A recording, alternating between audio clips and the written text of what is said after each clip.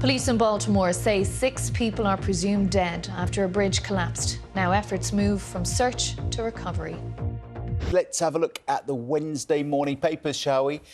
And Heartbreak Bridge is the headline there on the front of the Metro, reporting on the collapse of that bridge struck by a container ship in Baltimore this time yesterday. The paper says that a Mayday signal actually saved dozens of lives because it gave the authorities time to stop further traffic from crossing in front of the bridge and on the bridge itself.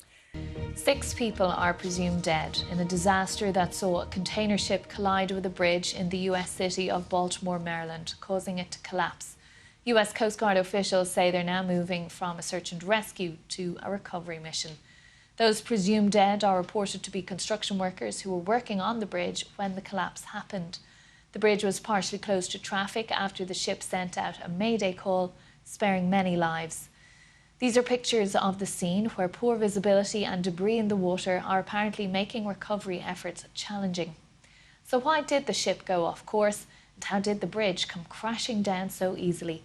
Rebecca Morell has been looking at the sequence of events. Well, what do we know about what happened in Baltimore? Data analysed by BBC Verify shows the ship set off from the port at 1:45 in the morning local time. The Dali is a 300-metre-long container ship, and on board were 2 pilots, mariners from the local port with a specialist knowledge about how to guide the vessel out to sea. Now, it was heading towards the central section of the bridge, which is wide enough and tall enough for the ship to pass through, but it veered off course and crashed into this column here. So what happened? Well, in this video, you can see the ship is nearing the bridge, but at 1:24 a.m, the lights go off suddenly, suggesting a major technical fault. A minute later, they come back on again. Now, 3 minutes after this, you start to see the black smoke billowing from the ship. And over here, where you can see this circle, are the construction vehicles. Workers there were fixing potholes on the road. And then moments later, a mayday was issued and you could see the moments of impact and the bridge collapsed. If you lose power while manoeuvring, there's a possibility you could lose control of the steering of the vessel momentarily. There are regulations as to how quickly you have to be able to regain that control if that does happen. But obviously, in such a confined area, those seconds or minutes can make the difference between having a collision or not. So why did such a large part of the bridge collapse? Well, the bridge opened in 1977 and at its centre is a continuous section spanning 366 metres long. There are 4 supporting columns underneath it. Now, bridges are tested for impacts, but we don't know if calculations would have included a vessel of this size. Ships are a lot bigger now than they were in the 70s. The head-on collision took out an entire load-bearing support. Now, protective reinforcements can be added to these, but it's not clear if they were here.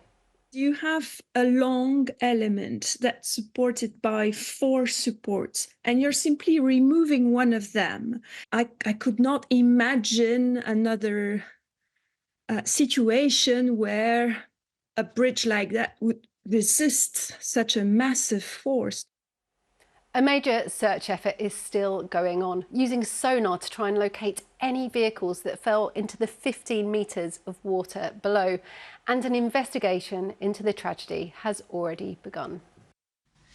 Well, earlier I spoke to my colleague Will Vernon for the latest from Baltimore. Desperately sad news for the families of those 6 men, now of course presumed dead. And the US Coast Guard a little earlier talking about how this search and rescue operation has now been suspended, but the operation that was going on just behind me until recently, that of course has now become a recovery operation. And in that news conference earlier, the authorities spoke about the desperately difficult conditions in which this rescue operation was carried out. The water here is very cold, it is very deep, the currents are strong, the visibility is poor, and added to all that, the water is full of jagged metal from where the bridge collapsed into the river, and the various agencies that have been working here all day looking for those men using boats, helicopters, sonar equipment, they will regroup tomorrow morning to enter the next phase of this operation.